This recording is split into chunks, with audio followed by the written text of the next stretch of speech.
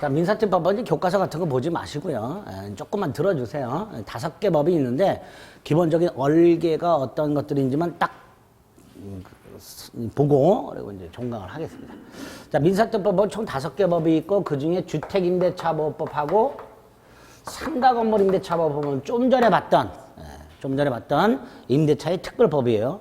또 임대차에 왜 특별법이 필요하냐? 일단 민법상 임대차의 경우에는요. 임차인의 존속기간이 보장이 안 되죠. 그죠? 존속기간이 보장이 되려면 최단기를 규정해야 되는데 없다 그랬죠. 그러니까 기간이 보장이 안 돼요. 또 기본적으로 뭐가 없다 그랬어요? 대항력이 없다 그랬어요. 그래서 소유자가 새로 바뀌었을 때 새로운 소유자에게 원칙적으로 임차권을 주장하지 못하기 때문에 물건을 반환해야 되는 이런 문제가 생긴다 그랬고요. 세 번째로 민법상 임대차는 보증금에 관한 규정이 전혀 없어요. 따라서 만약에 목적물이 경매가 됐을 때 임차인이 목돈을 보증금을 줘놨는데 그 경매 대가로부터 우선 변제 받을 수 있는 길이 없어요. 전혀 없어요. 민법에서는. 보증금에 관한 규정 자체가 아예 없어요. 따라서 경매 대가로부터 보증금을 우선 변제 받는 길이 전혀 없어요. 민법에는. 그러다 보니까 민법상 임대차는 임차인에게 불리한 쪽으로 규정이 되어 있어요. 즉 임차인의 임차권을 보장하는 내용이 거의 없단 말이죠.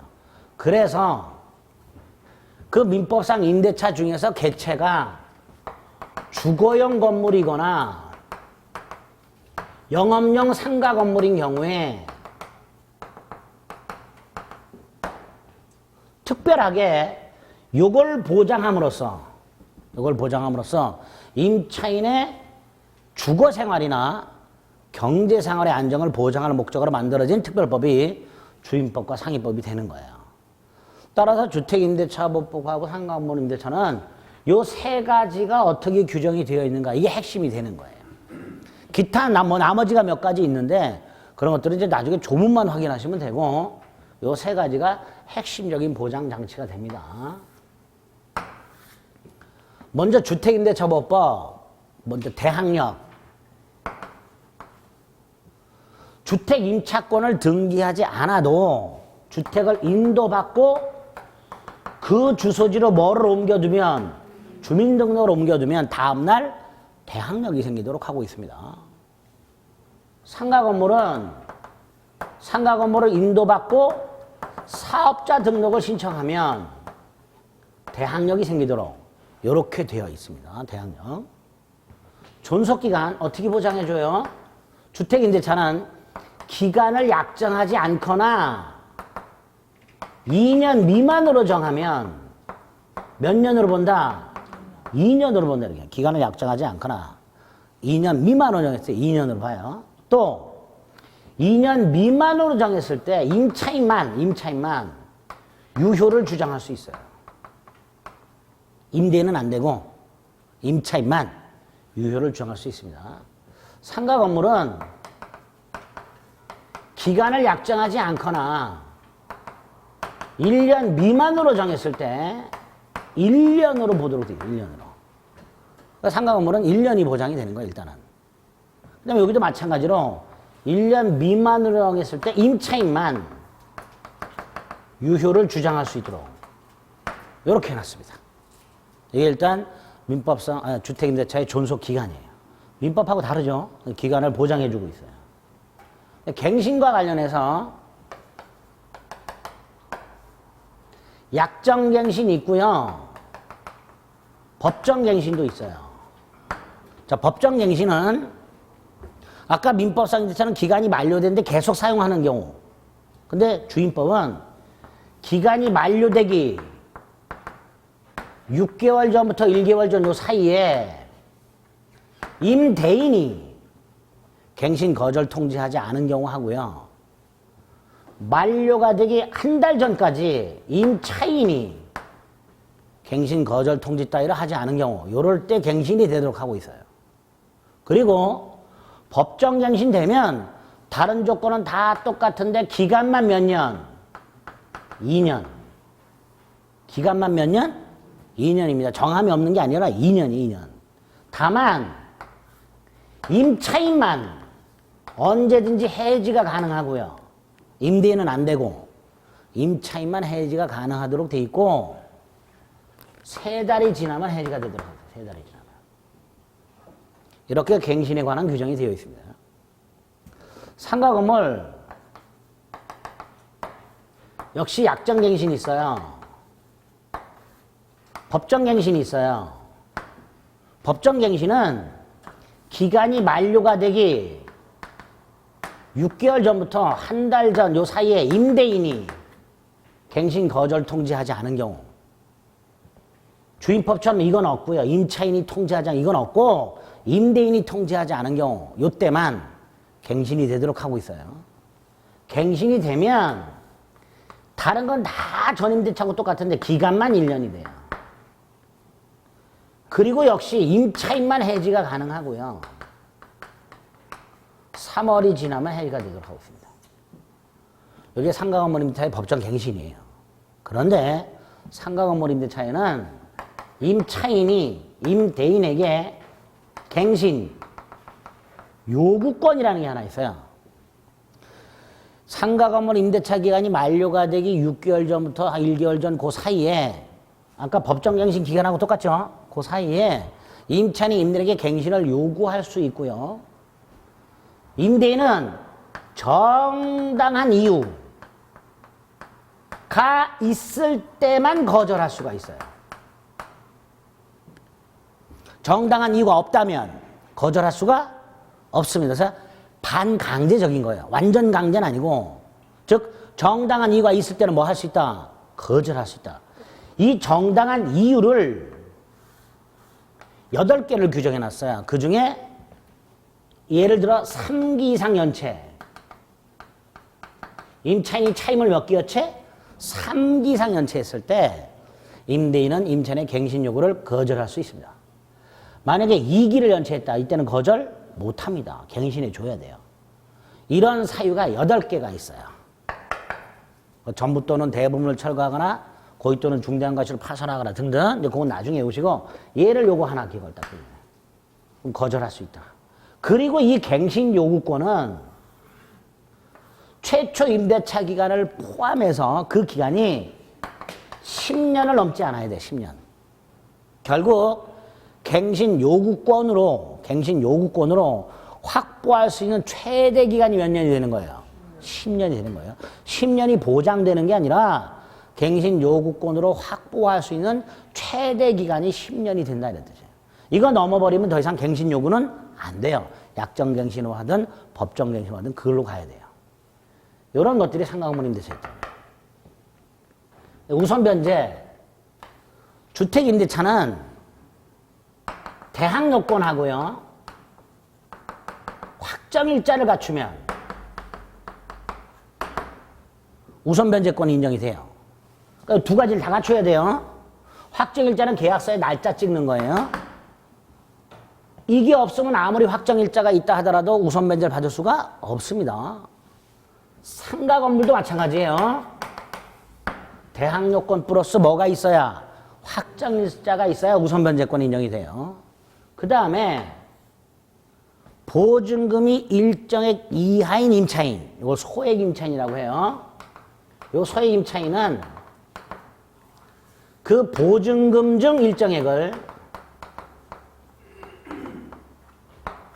최우선 변제 받을 수 있도록 해놨어요. 보증금 중 일정액을 뭐 할 수 있도록 해놨다? 최우선 변제. 근데 이 최우선 변제는 우선 변제는 다른 권리와의 선후가 필요하죠. 그래서 확정일자가 필요하지만 이건 가장 먼저 받으니까 선후 필요 있다 없다? 없지요. 그래서 최우선 변제를 받기 위해서는 확정일자는 필요 있고 없고, 확정일자 필요 있다 없다? 이건 필요 없고 대항 요건만 갖추면 돼요. 뭐만 갖추면 돼요? 대항 요건. 그런데 이 대항 요건을 언제까지 갖추면 되느냐? 목적물이 경매가 되면 저 채권자가 경매를 신청하겠죠.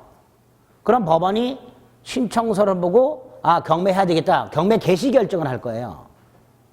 그리고 그 경매가 개시가 됐다는 사실을 등기부에 등기를 하게 됩니다. 경매, 개시결정, 기입등기 이렇게 말을 해요.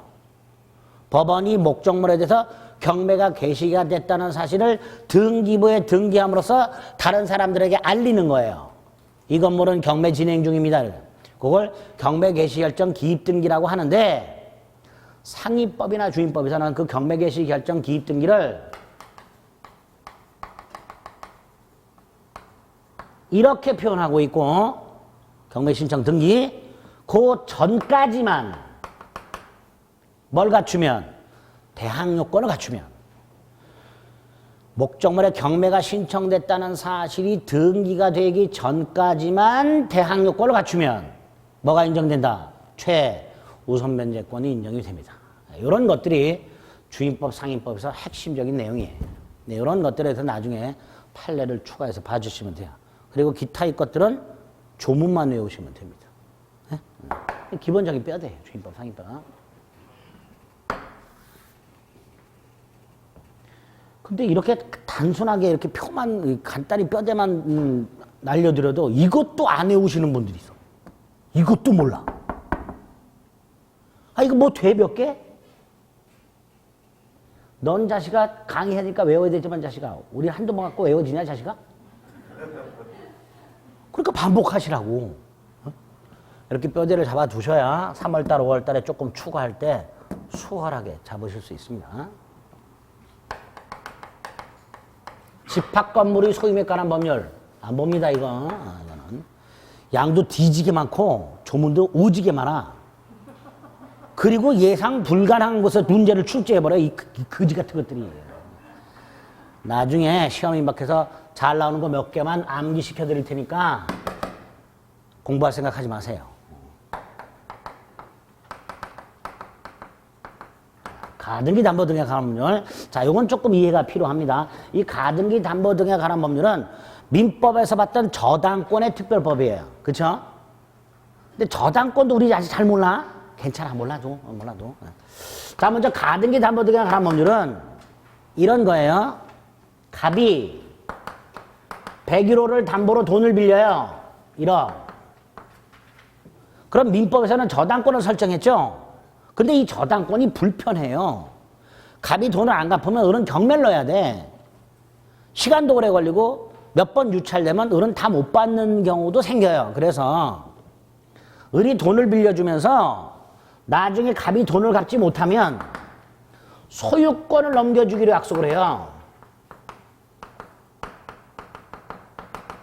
다시 말해서 빌린 돈 대신 물건으로 갚기로 약속을 해요. 이걸 대물 변제 이야기. 큰 물건으로 변제하는 게 아니에요. 돈 대신 물건으로 변제한다 이런 뜻이에요. 이렇게 약속을 해요, 갑이. 그런데 갑이 나중에 돈을 못 갚으면 을은 요거를 확실하게 가져와야 될 거 아니에요. 그 방법으로 을이 미리 가등기를 해놔요. 우리 가등기 했었죠, 물권법에서. 네? 예비등기. 가등기를 해놨다가 실제로 돈을 안 갚으면 본등기를 해버려요. 본등기하면 을은 뭐를 취득해요? 소유권을 취득한단 말이죠. 그러니까 가등기 해놓으면 다른 사람들이 터치를 안 한단 말이지. 요거를 가등기 담보라고 해요. 요걸 가등기 담보라고 합니다. 또 하나, 을이 가등기를 해두는 게 아니라 미리 소유권 등기를 해놔요. 을이. 그래서 101호 등기부를 떼보면 을이 소유자처럼 보여요. 하지만 이때 이 을은 소유자가 아니고 저당권자하고 똑같다고 생각하시면 돼요. 등기는 뭐로 되어 있지만 소유권으로 되어 있지만 이건 소유권이 아니라 양도담보권이라고 불러요. 무슨 담보? 양도담보. 그 상태에서 갑이 돈을 안 갚으면 이게 뭘로 바뀌어요? 소유권으로 바뀌는 거예요, 그냥. 등기는 그대로 있는데 돈 갚기 전에는 그 소유권 등기가 양도담보권이었다가 돈을 안 갚으면 무슨 권으로 바뀐다? 소유권으로 바뀌어버려요. 을이 소유권을 지켜. 이런 걸 양도담보권이라고 해요. 그런데 요 경우에는 어찌됐건 을이 뭐로 돼 있어요? 소유권으로 등기했으니까 중간에 팔아먹는 놈이 생겨요, 요놈이. 중간에 자기 것이냐, 갑이 아직 돈 갚을 날짜도 안 됐는데 을이라는 놈이 팔아먹는 놈이 생겨. 이때 선이라면 소유권을 취득해요. 결국 갑은 나중에 돈을 갚더라도 소유권을 회수할 수가 없는 경우가 생겨버려요. 그래서 을에게 소유권 등기를 넘겨주면서 갑이 나중에 돈을 갚았을 때 안전하게 되찾아와야 되잖아요. 갑의 이름으로 환매권 등기를 해요. 그래서 나중에 갑이 돈을 갚으면서 환매권을 행사해서 등기를 되찾아오는. 만약에 환매권이 등기되어 있다면 중간에 병한테 팔았다 하더라도 그 병한테도 환매권을 주장할 수가 있어요, 갑은. 그러니까 소유권을 되찾아올 때 등기를. 요거를 매도담보라고 해요. 이렇게 가등기 담보등기 가람률은 돈을 빌려주면서 못 갚을 때 다른 물건으로 대신 다른 재산권을 넘겨주기로 약속하고 그걸 위해서 채권자에게 가등기나 소유권 등기했을 때 이걸 규제할 목적으로 만들어진 법이 가등기 담보등기가 가람법률이에요. 근데 도대체 뭘 규제해야 되는가? 1억 빌려줬죠? 3억짜리야 이게. 그러면 나중에 갑이 돈을 못 갚으면 을은 1억 빌려주고 얼마짜리를 가져가요? 3억짜리를. 그러니까 2억의 폭리를 취하는 놈이 생긴단 말이죠. 그 폭리를 방지할 목적으로 만들어진 법이 가등기 담보등기가 가람법률이에요. 법이 만들어진 목적. 두 번째, 그래서 그 가등기 담보등기가 관한 법률은 세 가지 권리를 규제하는 거예요. 가등기 담보권, 양도 담보권, 매도 담보권. 그런데 이게 명칭이 다르고 형식도 다르기는 하지만 실질적으로 내용은 거의 똑같아요. 그래서 대부분이 가등기 담보를 전제로 조문이 만들어져 있습니다. 뭘 전제로? 가등기 담보. 자, 어쨌든 이게 법이 만들어진 목적이에요. 두 번째, 따라서 이 가등기 담보법이 적용이 되려면 이거 꼭 기억하셔야 돼요. 가등기 담보법 문제 중에서 30% 정도가 요거 물어보는 거예요. 가등기 담보등기에 관한 문제는 어떤 경우에 적용이 되는가? 첫째, 을이 갑에게 빌려준 돈이 있어야 되죠. 이걸 소비대차 채권이라고 합니다.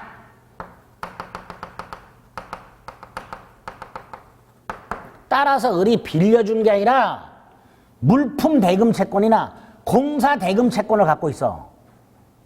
이런 경우에는 가등기 담보법이 적용되지를 않아요. 빌려준 돈이어야 돼요. 또 하나는 물품 대금이에요. 가등기 담보법 적용 안 되죠. 그런데 얘가 물건 값을 안 줘. 그래서 을이 갑을 찾아가서 차라리 내가 물건 값을 빌려준 걸로 할 테니까. 뭘로 할 테니까? 빌려준 걸로 할 테니까 이자라도 내놔라. 그래서 갑이 오케이 했어요. 그러면 기존의 물품 대금 채권을 뭘로 바꾼 거예요? 빌려준 걸로 바꿨죠. 이걸 준소비대차라고 해요. 무슨 소비대차? 준소비대차. 이렇게 채권자가 가지고 있는 채권은 소비대차 채권이거나 준소비대차 채권이어야 돼요. 두 번째로 돈을 못 갚으면 다른 재산권을 넘겨주기로 약속해야 되죠. 그걸 뭐라 했어요? 대물 변제 이양. 또는 이 101호에 대한 매매 예약. 무슨 예약? 매매 예약. 나중에 소유권 넘겨받을 때는 매매한 것처럼 꾸며야 될 거 아니에요. 그렇죠? 매매 예약입니다. 이게 있어야 돼요. 대물 변제 예약 또는 매매 예약. 그 다음에 채권자 이름으로 을의 이름으로 가등기나 또는 무슨 등기? 소유권 등기가 되어 있어야 돼요. 마지막으로 아까 폭리방지라고 그랬죠? 따라서 요 예약을 할 당시에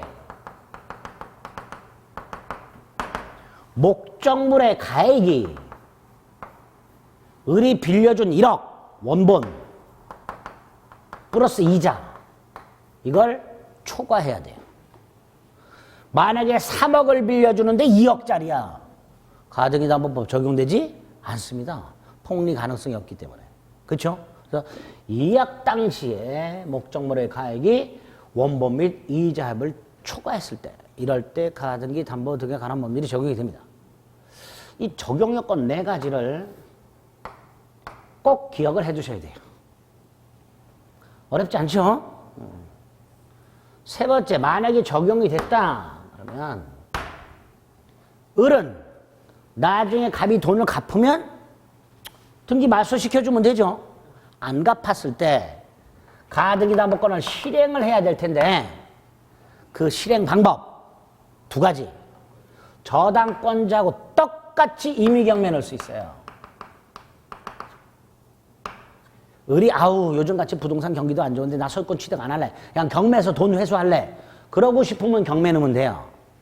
그게 아니라면 을에게 소유권을 귀속시키고 아까 폭리 방지라 그랬죠. 1억 빌려주고 3억짜리를 가져갔으니까 차익이 얼마예요? 한 2억 정도 되겠죠. 그거를 갑에게 되돌려줘. 이걸 청산이라고 해요. 폭리 방지가 목적이니까 을은 소유권을 가져가되 차액을 어떻게 해라? 청산해라.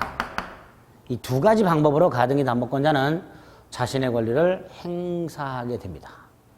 요때요 귀속 청산 절차 요게 이제 시험에 우글우글 나오게 됩니다. 간단히 흐름을 볼게요. 귀속 청산 절차. 일단 을은 언제까지는 기다려줘야 돼요? 변제기. 예? 돈 갚는 날짜까지는 기다려줘야 되죠. 그런데 변제기까지 돈을 못 갚아 갑이. 그럼 변제기 후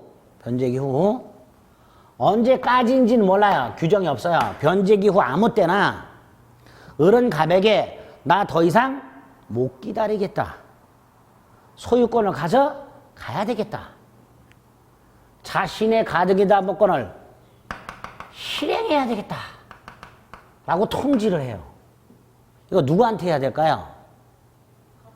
갑에게 해야 되죠. 갑이 누구예요? 채무자. 채무자한테요. 그런데 돈은 갑이 빌렸는데 101호는 아버님 정소유야.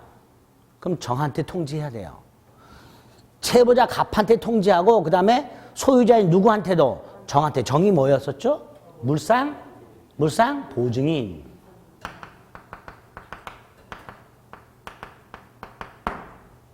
세 번째, 갑이 돈을 빌렸어요. 갑소유야. 또는 갑이 돈을 빌렸어요. 근데 아버님 정소유야. 그 상태에서 갑이나 정이 무한테 팔았어. 제3취득자. 네? 제3취득자가 뭐였죠? 우리 저당권에서 했잖아. 저당권이 설정된 부동산에 채무를 인수하지 않고 소유권을 취득한 자. 기억나세요? 응? 괜히 했나? 그냥 채무자만 할걸? 다시 한번. 돈을 빌린 채무자, 목적물 소유자, 물상보증인 또는 제3취득자. 세 사람. 무슨 뜻이에요? 갑이 돈을 안 갚으면 소유권을 상실한다. 이렇게. 그러니까 누구한테 해야 되는 거예요? 소유자한테 통지하는 거예요. 소유자. 그죠? 채무자가 소유자라면 채무자에게, 물상보증이라면 채무자한테 하고 물상보증인한테 하고, 제3취득자가 있다면 채무자한테도 하고, 물상보증이 팔아먹었다면 물상보증인한테도 해야 되고, 제3취득자한테도 해야 되고. 요걸 싸잡아서 채무자 등 이렇게 말해요. 어쨌든 가등기 담보권자는 변제기 후에 채무자 등에게 가등기 담보권을 실행하겠다고 통지해야 됩니다. 두 번째, 을이 가등기가 되어 있는 상태에서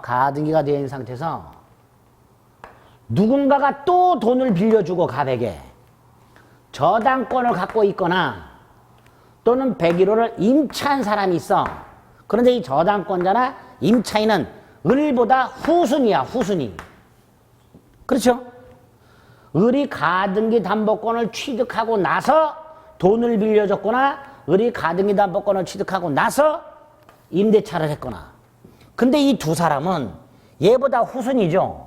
그러니까 얘가 소유권을 가져가면 얘는 돈을 어떻게 회수할 것이며 얘는 집을 비워줘야 되는 이런 문제가 생긴단 말이죠. 그러니까 후순위 권리자가 있으면 그 후순위 권리자에게도 마음의 준비를 해라. 통지하라 말이지. 후순위 권리자가 있을 수도 있고 없을 수도 있어요. 하지만 있다면 그 후순위 권리자에게도 야, 이러이러한 사정에 의해서 갑이 돈을 안 갚아가지고 내가 소유권을 취득하니까 니들은 마음의 준비하고 있어. 알려주라 말이죠. 예? 그래야 되겠죠. 그런데 얘네들한테 동시에 하는 게 아니고요. 얘네들한테 통지하고 그 통지가 얘네들한테 도달하고 나서 지체 없이. 그러니까 동시에 통지하는 건 아니에요. 얘네한테 먼저 하는 거예요. 어쨌든 이렇게 통지하도록 하고 있어요. 자, 이때 그 통지 내용 속에는 야, 네가 돈 안 갚으면 내가 소유권을 가져간다. 뿐만 아니라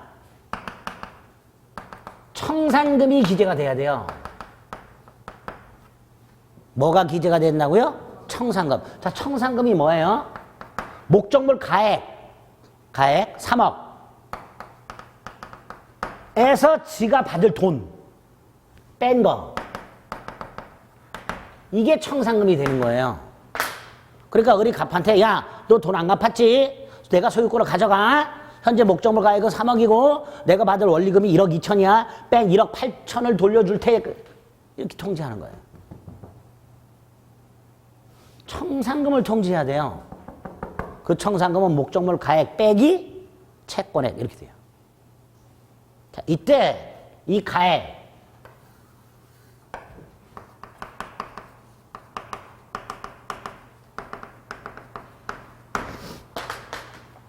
주관적 평가액에도 된대요. 자, 주관적 평가액이라는 이런 뜻이에요. 저 3억이, 저 목적물 101호가 시세가 3억이야. 감정 평가를 하더라도 객관적으로 2억 8천이야. 그런데 을이 지멋대로 1억 이렇게 평가를 해. 지멋대로. 그게 주관적 평가액이에요. 그럼 가액을 1억으로 평가했어. 받을 돈이 1억이야. 그럼 청산금이 얼마예요? 빵원이죠? 괜찮아요. 그렇게 통지해도. 통지 자체가 중요한 거예요. 그래서 만약에 을이 지멋대로 평가를 해서 청산금이 제로라면 그럼 요것도 통지를 꼭 해야 돼요. 반드시. 그래서 이 청산금 통지는, 실행 통지는 통지 자체가 중요한 거예요. 그 내용이 중요한 게 아니라 뭐가 중요하다고? 통지 자체가 중요해요. 이렇게 변제기가 지난 후 통지하라 해요. 통지하라. 통지 내용은 청산금이고 청산금은 목적물 가액에서 채권을 뺀 건데 그 가액은 채권자 네 마음대로 평가해도 된다. 따라서 빵원으로 평가했다 하더라도 그 빵원이라는 사실까지 통지하라. 없다면 없다는 뜻까지 통지하라. 결국 통지하라. 이게 포인트예요. 통지하라. 그리고 이 통지가 얘네들한테 도달하겠죠. 도달한 날로부터 2달을 기다려줘야 돼요. 이 2달을 청산기간이라고 해요. 다시 말해서 채무자한테 돈을 갚을 시간을 2달을 더 주는 거예요. 이 기간을 뭐라 한다? 청산기간. 이 기간은 누구를 위한 기간이에요? 채무자. 채무자한테 돈을 갚을 수 있는 시간을 얼마를 여유를 주는 거예요? 따라서 이걸 단축하기로 하면 채무자한테 불리하죠. 무효예요. 근데 이걸 연장하는 건 괜찮아요. 지들끼리 합의해서 청산기간을 한 달로 단축하는 건 무효예요. 채무자한테 불리하니까. 근데 이걸 3개월로 연장, 이건 괜찮아요. 어쨌든 요거 채무자를 위한 기간이다라고 생각하시면 돼요. 자, 그러면 채무자는 2달 동안 연락 갚으면 되죠? 근데 못 갚아. 청산기간이 지났어. 그때까지 못 갚아. 그러면 을은 청산금을 지급하고 무슨 등기함으로써? 본등기를 함으로써 뭘 취득한다? 소유권을 취득하게 됩니다. 자, 이때 청산금은요, 아까 우리 빵원으로 평가한 경우가 있었죠? 그게 아니고 요거는 정당한 청산금이에요. 여기서 말하는 청산금은 정당하게 평가한 거예요. 그러니까 을이 처음에 빵원으로 통지했어. 하지만 나중에 갑은 야, 정당하게 평가하면 지금 이게 적어도 감정평가액이 2억 8천이고 네가 받을 게 1억이라면 청산금이 적어도 1억 8천이잖아. 1억 8천을 줄 때까지는 본등기 못 해줘. 이렇게 할 수가 있어요. 그래서 이 청산금은 무슨 청산금? 정당하게 평가된 청산금. 통지할 때는 지멋대로 해도 되는데 줄 때는 정당한 청산금을 줘야 돼요. 통지 당시 청산금과 지급해야 될 청산금이 달라질 수가 있어요. 어쨌든 이렇게 청산금을 지급하고 본등기함으로써 소유권을 지급합니다. 그런데 양도담보권자나 매도담보권자는 이미 소유권 등기가 돼 있죠. 그러니까 청산금을 지급하면 따로 본등기할 필요 없이 소유권을 취득하게 될 겁니다. 그렇죠?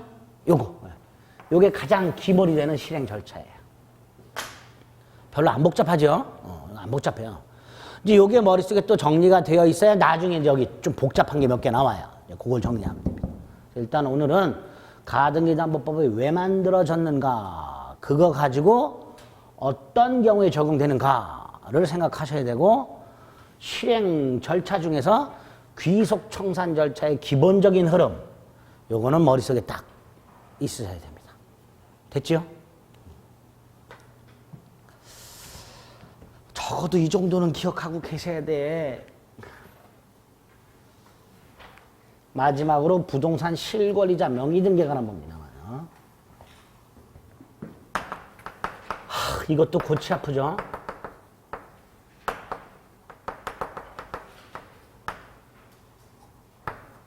부동산 실권이자 명의등기에 관한 법이죠. 자, 이건 또 왜 만들었을까? 왜? A 토지가 있고요. 소유자가 갑이야. 그런데 갑자기 공시지가가 폭등했고 얘가 다른 부동산도 있어. 기존에는 종합부동산세를 안 냈는데 이게 가격이 오르고 기존의 다른 부동산하고 합쳤더니 종합부동산세를 내게 생겼네. 열받겠죠? 팔면 되지. 팔긴 아까워. 그래서 친구 을을 불러가지고 야, 네 이름 좀 빌리자. 이름 빌리는 걸 뭐라 할까요? 명의실탁약정이라고 해요. 이때 이름을 빌리는 놈이 신탁자고요. 빌려주는 놈이 수탁자예요. 이렇게 명의실탁약정을 하고 을의 이름으로 등기를 해줘버려요. 이걸 때려잡을 목적으로 만들어진 게 부동산 실권이자 명의등기에 관한 법률이에요. 그래서 이게 발각이 되면 실권리자 갑의 이름으로 등기를 이행 강제하고 안 하면 이행 강제금을 매년 두드려요. 세금은 세금대로, 이행 강제금은 이행 강제금대로. 거기에다가 법을 만들어 가지고 무효, 아예 명의상약정도 무효고 등기도 무효고. 근데 문제가 하나 생겨요. 을이 배신 때리는 경우가 생기죠. 팔아먹어요. 그런데 등기가 유효라 그랬어요? 무효라 그랬어요? 무효예요. 등기행 공시적 인정 안 된다 그랬죠? 그럼 정은 선악불문하고 소유권을 취득할 수가 없다는 문제가 생겨버려요. 그래서 부실법은 안 된다. 너는 선이든 악이든 소유권 취득한다. 수탁자와 거래한 사람은 선, 악, 불문하고 소유권을 취득한다. 이렇게 됩니다. 네? 그런데 가만히 들여다보면 요 둘 사이 명의신탁 약정을 하고 등기를 넘겨준다 그랬죠. 그런데 실제적으로 계약서는요, 매매 계약서를 써요. 무슨 계약서를 쓴다고? 명의신탁 약정 이런 건 이면 계약이고 겉으로는 매매 계약서를 써요. 이건 무슨 매매예요? 가장 매매죠. 허위 표시죠. 무효라 그랬죠. 근데 가장 매매는 선의의 제3자에게 대항을 못하죠. 즉 악인은 보호받지 못하죠. 근데 부실법은 선악불문하고 보호를 받아요. 제3자가. 가장매매인데 법률 관계가 완전히 달라요. 그래서 가장매매하고 부동산 명의신탁을 구별해야 돼요. 그런데 여러분이나 저 구별 못합니다. 대한민국에서 딱 대법관들만 구별할 수 있어요. 그리고 시험에는 가장매매는 갑이 을과 짜고 매매를 가장하여 이렇게 출제가 되고, 명의신탁은 갑과 을 사이에 명의신탁 약정을 맺고 이렇게 나와요. 문제 자체를 구별해서 나와요. 그러니까 고민 안 해도 돼요. 일단 차이, 가장매매는 선의만 보호된다. 명의신탁은 선악불문하고 소유권 취득할 수 있다. 구별되죠? 구별하세요. 그런데 이 부동산 실거주자 명의등기에 관한 법률이 이걸 때려잡기 위해서 만들었는데 뭘 금지하고자 하는 거예요? 조세포탈 같은 거. 그런 탈법 목적의 명의신탁을 금지하는 거예요. 따라서 반대로 탈법 목적 따위가 없다면 굳이 이 법을 적용할 필요가 없게 돼요. 즉 권리자가 아닌 자가 권리자로 등기가 되어 있을 때, 부동산에 대해서 권리자가 아닌 자가 권리자로 등기가 되어 있을 때 그게 탈법 목적이 없다면 굳이 이 법을 적용할 필요가 없게 돼요. 그래서 적용이 제외되는 경우가 생겨요. 권리자는 갑인데 갑이 아닌 타인 이름으로 등기가 되어 있다 하더라도 부실법을 적용하지 않는 경우가 생기게 됩니다. 첫째가 이거 담보 목적으로 채권자 이름으로 소유권 등기, 양도담보죠. 그죠? 얘 현 상태에서 귀속 청산 절차를 밟기 전에 얘 소유권자로 등기되어 있지만 소유권자도 아니다. 아니잖아요. 그러니까 이거 명의신탁 아니냐? 아니다.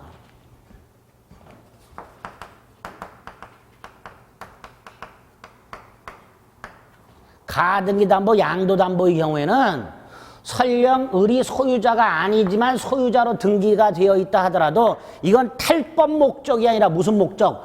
담보 목적이지 않냐. 따라서 부실법 적용되지 않는다. 가등기담보법 적용하면 된다. 두 번째, 상호 명의신탁이라는 게 있어요. 상호가 뭘까요? 서로 명의신탁을 했어요. 다른 말로 구분, 소유적, 공유 이렇게 말을 해요. 구분, 소유적, 공유. 땅이 하나 있어요. 일필지 땅이 있는데 갑과 을이 공유로 등기가 되어 있어요.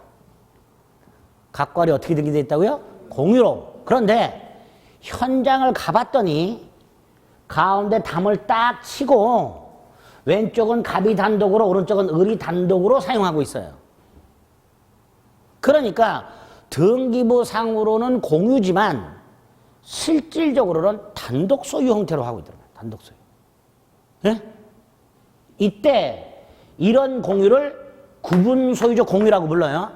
두 번째, 공유로 등기가 돼 있다 그랬죠. 그러면 갑과 을은 지분이 등기가 돼 있는 거예요. 지분. 이렇게. 근데 우리 공유에서 뭐라 했어요? 공유자의 지분은 전부에 효력이 미친다고 그랬죠? 그럼 갑의 공유 지분 등기는 여기에도 효력이 미치고 여기도 효력이 미치는 거예요. 을의 공유 지분 등기도 여기에도 효력이 미치고 여기에도 효력이 미치는 거예요. 그죠? 그런데 보세요. 왼쪽. 누가 단독으로 사용하고 있어요? 갑이. 그런데 여기에 을의 공유 지분 등기가 된 거죠. 갑이 지분 등기 명의 신탁자, 을이 지분 등기 명의 수탁자가 되는 거예요. 여기. 반대로 이쪽. 누가 단독으로 소유하고 있어요? 을이. 그런데 누구의 지분 등기에 효력이 미쳐요? 갑. 그러니까 여기는 을이 공유 지분 등기 명의 신탁자, 갑이 공유 지분 등기 명의 수탁자가 되는 거예요. 결국 서로 지분 등기를 뭐 한 거예요? 신탁해 놓은 거예요. 그래서 상호 명의신탁이라고 하게 됩니다. 구분소유적 공유란 말과 상호 명의신탁은 같은 의미가 되는 거예요. 됐죠? 이 경우에는 탈법 목적이 없어. 그러니까 당연히 적용할 필요가 없는 거예요. 특히 이 구분소유적 공유는요, 대외적으로는 공유예요, 등기부. 하지만 대내적으로는 단독 소유. 대외적 공유, 대내적 단독 소유. 이거를 구분 소유적 공유라고 합니다. 예? 이때도 적용 안 돼요. 세 번째가 신탁법이라는 게 있어요. 자, 이 신탁법은 여러분들 학개론을 공부하다 보면 부동산 리츠 뭐 이런 거 있죠. 뭐예요 이게? 개발 신탁. 갑소유 땅을 신탁회사와 계약을 맺고 신탁회사 소유로 넘긴 다음에 개발을 해서 수익을 나눠요. 그죠? 그거를 신탁법에서 규정하고 있어요. 만약에 이렇게 신탁법상 신탁계약에 의한 신탁등기가 되어 있을 때는 신탁법이 있으니까 굳이 저 법을 적용할 필요가 없단 말이지. 그래서 이 세 가지는 아예 부실법을 적용을 안 해요. 반면에 제한적으로 적용이 되는 경우가 있어요. 즉 원래는 적용을 안 하지만 탈법 목적이 있을 때는 적용하는 경우가 있어요. 원래는 적용을 안 해. 하지만 탈법 목적이 드러났어. 그럼 적용하는 경우가 세 개가 있어요. 요 세 가지는 아예 적용을 안 하고 제한적으로 적용하는 게 또 세 개가 있어요. 하나가 종중부동산. 종중부동산을 종원, 특히 종손 이름으로 등기해 놓은 경우 하고요. 법률은 부부 사이. 남편이 부인 이름으로, 부인이 남편 이름으로 이렇게 신탁을 해 놓은 경우 하고요. 그 다음에 종교단체, 산하조직이 있어요. 예를 들어서 불교 같은 경우에는 신도회, 교회 같은 경우는 무슨 장로회, 종교단체가 있고 그 산하조직들이 있어요. 그 종교단체 산하조직 소유의 부동산을 종교단체 이름으로 등기를 하는 경우. 요 세 가지는 뭐가 있을 때만 적용된다? 탈법 목적. 조세를 포탈하거나 강제 집행을 회피할 목적이 있거나 또는 법령상 취득이 금지돼 있어서 그걸 회피할 목적으로 남의 이름으로 취득하거나 이런 탈법 목적이 있을 때만 적용. 다르죠? 그러니까 완전히 적용이 안 되는 게 있고 제한적으로 적용되는 게 있고 일단 요 두 가지를 암기하셔야 돼요. 구별해서. 됐죠? 네 번째, 부동산 실권리자 명의등기에 관한 법률이 이런 걸 제외하고 적용이 됐다. 자, 적용되는 경우. 여기 제일 중요하고요. 부동산 실권자 명의등기에 관한 법률이 적용되는 경우가 크게 세 가지가 있는데 그 중에 두 가지가 핵심, 두 가지가. 하나는 이런 경우 갑이 원래 부실법은 이런 경우를 대입해서 만들어 놓은 거예요. 갑이 소유자고 그걸 을에게 등기를 넘겨주는 경우 요거를 두 사람만 있죠. 이자간 명의신탁이라고 해요. 이게 기본이에요. 그런데 이런 경우 갑이 병으로부터 A 토지를 사요. 매도인이고 매수인이야. 그런데 등기를 넘겨받으면 세금을 내게 생겼어. 그러니까 미리 갑이 등기를 넘겨받질 않고 친구 을의 이름을 빌리기로 약속을 한 상태에서, 그러니까 얘가 신탁자가 되겠죠. 얘가 수탁자가 될 거예요. 매수인 갑, 신탁자 갑이 매도인한테 부탁을 해서 등기를 이렇게가 아니라 자기를 생략한 채 이렇게 막바로 등기를 넘겨주기로. 이런 경우가 있을 수 있어요. 이런 경우. 이런 걸 삼자간 명의신탁 또는 중간 생략형 명의신탁이라고 불러요. 누굴 생략했어요? 매수인 갑. 등기를 생략한 거예요. 이렇게 등기를 넘겨받고 이렇게 넘겨주면 저걸로 가는 거예요. 이자간으로. 그렇게 하지 않고 매수인 갑의 이름은 생략한 채 막바로 수탁자의 이름으로 등기를 넘겨주는 걸 삼자간 명의신탁 또는 중간 생략형 명의신탁이라고 하게 됩니다. 자, 이때 부실법을 적용합니다. 적용하면 명의신탁 약정은 뭐라 그랬어요? 이거 무효. 을에게 넘어가 있는 등기 무효. 그럼 소유자는 누구? 이 상태에서 A 토지 소유자는 누구? 병이죠.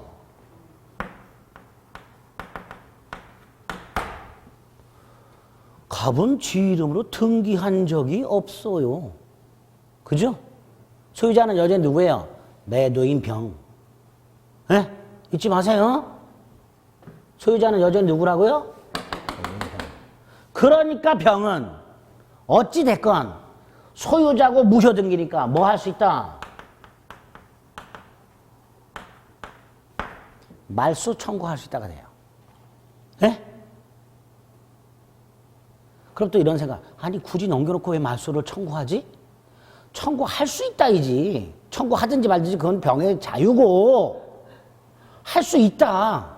예? 해야 한다가 아니라 안 걸리면 안 해요. 안 걸리면 안 하고. 근데 어찌됐건 법적으로는 을등기는 무효고 소유권은 누구한테 있다? 병한테 있다. 그러니까 말소를 청구할 수 있게 되는 거예요. 두 번째, 이 갑과 병 사이의 매매는 이건 유효해요.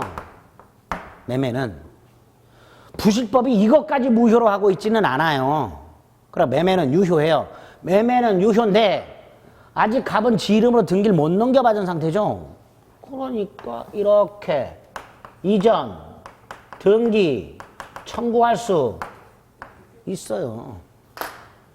그럼 또 아니 갑은 아까 병한테 을에게 등기 넘겨주라고 해놓고 이제 와서 또 이전 등기 해달라 그러면 병이 열받지 않냐. 그런 거 생각하지 말고 딱 법적으로. 에? 얘가 매수인이잖아요. 매매 유효하죠. 그러니까 여전히 얘는 뭐 할 수 있다? 이전 등기 청구할 수 있다. 이렇게 되는 거예요. 그 다음에 을이 그 사이에 배신을 때렸네. 그럼 정은 아까 뭐라 그랬어요? 선악, 불문하고 소유권을 취할 수 있다. 일단 요렇게 조금 더 있는데 일단 요렇게 요 기본 제일 기본 머리에 넣으셔야 돼. 두 번째가 갑이 을의 이름을 빌려요.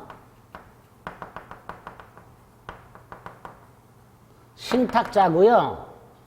수탁자예요. 그런데 이름을 빌리면서 돈을 줘요. 돈까지 줘. 그리고 을이 병하고 A 토지를 매매를 해요. 마치 대리하고 비슷하죠. 그런데 대리하고 다른 점, 대리는 을이 갑을 위한 행임을 밝혀요. 그런데 여기서는 얘가 갑을 숨기고 지가 매수인이라 그래. 지가 매도인. 즉 을이 갑을 뒤에 숨겨놓고 갑으로부터 받은 돈을 마치 자기 돈인 양 지가 매수인으로 행세해서 매매를 하는 거예요. 그리고 당연히 이렇게 등기가 넘어갈 거예요. 요거를 계약 명의신탁 또는 위임형 명의신탁이라고 해요. 계약 명의신탁, 위임형 명의신탁이라고 해요. 그래서 왼쪽에 있는 중간생략형 명의신탁하고 완전히 다른 점 눈에 팍 띄죠. 누가 매수인이냐? 신탁자가 매수인이냐? 수탁자가 매수인이냐? 다르죠? 신탁자가 모습을 드러냈냐? 신탁자는 숨어있냐? 그런 차이가 있는 거예요. 그죠? 이건 계약 명의신탁이라고 해요. 자, 이때 당연히 명의상약정은 무효가 됩니다. 무효가 돼요. 근데 요 놈이 문제예요. 등기하고 매매. 이 을의 이름으로 되는 등기와 을병사의 매매가 무효인 경우가 있고 유효인 경우가 있어요. 지금까지는 등기는 다 무효였죠. 그죠? 이거는 매매는 유효했죠. 그런데 여기에서는 등기와 매매가 무효인 경우도 생기고 유효한 경우도 생겨요. 그 구별을 요 매도인 병이 갑을사의 명의상약정이 있다는 사실을 알았냐 몰랐느냐 가지고 구별을 해요. 알았나 몰랐나. 병이 만약에 갑을사의 명의상약정이 있다는 걸 알았다면 매매도 무효, 등기도 무효. 몰랐다면 매매도 유효, 등기도 유효 이렇게 돼요. 그래서 그 결과 소유자 지금 현재 등기가 누구한테 되어 있어요? 을의 이름으로 되어 있죠? 이 상황에서 이 A 토지 소유자가 누구냐? 위에 거는 병이 소유자고요. 여전히. 밑에 거는 을이 완전한 소유자가 됩니다. 이렇게 달라져요. 이걸 계약 명의신탁이라고 해요. 그래서 계약 명의신탁은 병의 선악에 따라서 이렇게 법률 관계가 두 갈래로 나눠져요. 그래서 문제가 주로 이게 집중해서 많이 나와요. 복잡하니까. 낼 때 병이 선이냐 악이냐를 구별해서 문제를 출제하게 됩니다. 여기까지 됐죠? 그 다음에 마지막으로 하나만 더. 이거하고 비슷한데 신탁자 갑이 수탁자 을과 명의신탁 약장을 맺고 돈을 줘요. 여기까지 똑같아요. 그런데 을이 병하고 매매를 하는 게 아니라 병소유 목적물을 경매를 받아요. 경매. 을이 병하고 매매 계약을 하는 게 아니라 갑이 을에게 돈을 주면서 지금 무슨 경매법원에 가면 병소유 물건이 경매가 나와 있으니까 네가 가서 네 이름으로 낙찰을 받아와라. 이렇게 하는 경우가 생겨요. 그리고 경락을 받으면 대금을 완납하고 등기소에서는 을에게 등기를 하도록 촉탁을 합니다. 이렇게 돼요. 그러니까 왼쪽하고 똑같지요. 똑같은데 왼쪽은 매매 계약을 한 거고 오른쪽은 경매를 통한 거예요. 그런 차이가 있죠. 예? 예전에는 이걸 똑같이 취급했었는데 최근에 대법원이 이건 다르게 취급해요. 어떻게? 이건 무효. 그 다음에 요거 병의 선, 악 묻지 않고 유효. 경매의 경우에는 목적물을 경락당한 채무자의 선악을 묻지 않고 경매 유효, 등기 유효, 을이 완전한 소유자 이렇게 처리하게 됩니다. 그래서 계약 명의신탁은 매매로 나왔을 때는 병의 선액을 구별해서 문제를 풀어야 되고요. 경매로 나왔을 땐 병의 선액을 묻지 않고 이렇게 처리해서 문제를 푸시면 돼요. 여기까지. 부동산 실거자 명의 등에 관한 법률입니다. 그래서 아까 가등기담보법하고 부실법은 요 정도만 알고 있어도 웬만큼 문제가 풀릴 수 있습니다. 그래서 요 정도 뼈대는 잡아두셔야 돼요. 특히 부실법 요 두 가지는 지금 말씀드린 게 가장 기본이 되는 법률 관계예요. 이거를 제가 뭐 3월 달이고 5월 달이고 계속 기본을 말씀드리는데 죽어라고 머리에 안 넣으세요. 그러니까 7, 8월 달에 문제 풀이 가가지고 적어도 요 정도 문제는 풀 수 있게끔 설명을 드려도 이러고 계시더만 그러면 안 돼요. 이건 풀 수 있도록 노력을 좀 하셔야 돼요. 아시겠죠?